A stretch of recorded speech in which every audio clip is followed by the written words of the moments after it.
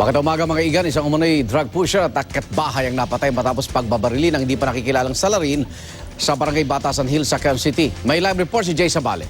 Jay? Igan, hanggang sa mga oras nga na ito ay nakahandusay pa dito sa may tabi ng island sa IBP Road itong biktima nga ng pamamaril. Ang naturang biktima ayon sa initial na report, meron itong papel na nakapatong sa kanyang batok. Ito daw ay isang signage at allegedly, sabi ng mga tiga rito, ang pangalan nitong biktima ay isang alias Pito na kilalang akyat bahay at isang pusher. Nabaril daw itong mismong biktima mag-aalas 5 ng madaling araw.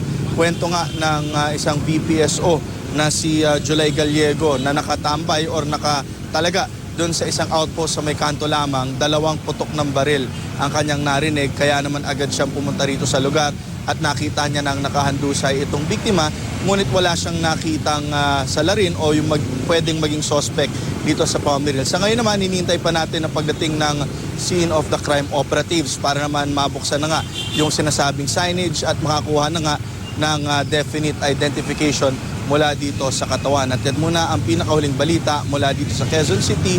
Balik sa Igan. Maraming salamat, Jay Sabale.